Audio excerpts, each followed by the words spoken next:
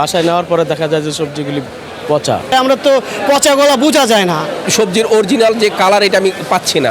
সব সবজির ক্ষেত্রে এই রকমের মানে লাইট দিয়ে কালারফুল করে রাখে। কাঁচা বাজারে ঢুকলেই চোখ ধাঁধানো রঙিন আলোতে মনে হতে পারে এ যেন এক দারুণ সাজসজ্জা, কিন্তু না, এই রঙিন আলোর পেছনে লুকিয়ে রয়েছে প্রতারণার এক অভিনব কৌশল।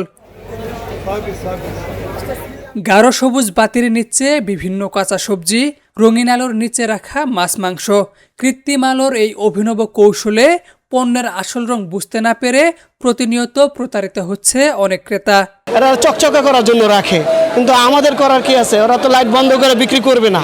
মরিচ যেটা লাল সেটা আরো লাল বানায় ফেলে, পেঁয়াজটা লাল বানায় ফেলে, মানে এমন একটা বিদঘুটে অবস্থা যে আমরা নিজেরা এটা হতাশ হয়ে যাই। এটা আসলে আমাদের কিচ্ছু করার নেই। ক্রেতারা এই রঙিন আলোর ফাঁদে পড়ে বাজার থেকে তাজা পণ্য কিনে বাড়িতে গিয়ে পাচ্ছে পচা মাছ মাংস ও বাসি সবজি। বাসায় নেওয়ার পরে দেখা যায় যে সবজিগুলি পচা। বেশিরভাগ সময় এই ঘটনা ঘটে। আমাদের জন্য ভোগান্তি তো হবেই, কারণ এটার ভিতরে দেখা যায় আমরা তো পচা গলা বোঝা যায় না।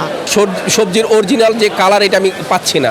পচাটাও আমরা এখন সবুজ দেখতেছি, যেটা পেকে গেছে পচে গেছে সেটাও সবুজ দেখতেছি। অনেক ক্রেতারই জানা নেই কেন বাজারে এমন রঙিন আলোর ব্যবহার করা হয়। তাদের অভিযোগ, এমন কৌশল ব্যবহার করে পণ্যের প্রকৃত অবস্থা আড়াল করে সাধারণ মানুষকে প্রতারিত করা হচ্ছে। মানে এই কালারফুল দিয়ে মানুষ মানে ইয়া করে এটা নিয়ে যায়, ব্রেন ওয়াশ করে আর কি কালার দিয়ে। বাজারে এমন রঙিন আলোর ব্যবহার সম্পর্কে জানতে চাইলে কোনো সদুত্তর দিতে পারেনি বিক্রেতারাও।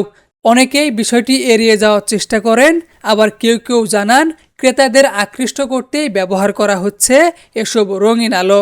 একটু সুন্দর দেখার লেগে আর কি কাঁচামরিচটা কালারটা একটু সুন্দর দেখা যায়। তুমি গাজর যাবা লাল লাইট, লাল গাজর লাল লাইট, আলুতে হলুদ, তারপর শসাতে কালো লাইট, ধনিয়া পাতাতে সাদা লাইট, মানে যে তরকারি যে সবজি মানে যে কালার লাইটটা মিলে এই লাইটটা ইউজ করে সবাই, তোমার জিনিসটা সুন্দর দেখার জন্য আর কি।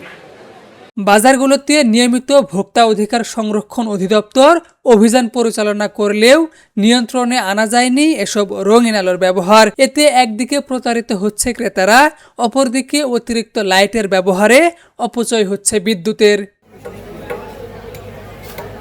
কৃত্রিম আলোর ধোঁকায় পড়ে বাসি ও নিম্নমানের পণ্য কিনে প্রতারিত হচ্ছে সাধারণ মানুষ। এসব রঙিন আলোর লাইটের ব্যবহার কমিয়ে আনতে সরকারের যথাযথ পদক্ষেপ নেওয়ার দাবি ক্রেতাদের। স্বচ্ছ লাইট থাকা অবশ্যই দরকার এবং সাফিসিয়েন্ট আলোর ব্যবস্থা করা দরকার।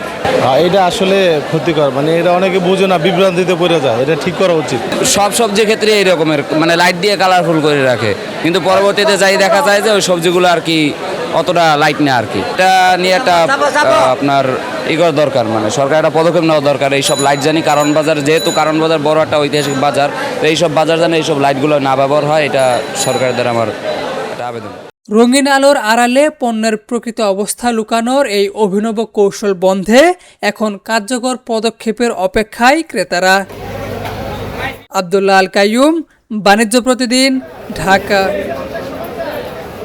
ইউএফটি ফার্স্টের সাথে ট্রেড করুন যে কোনো জায়গা থেকে।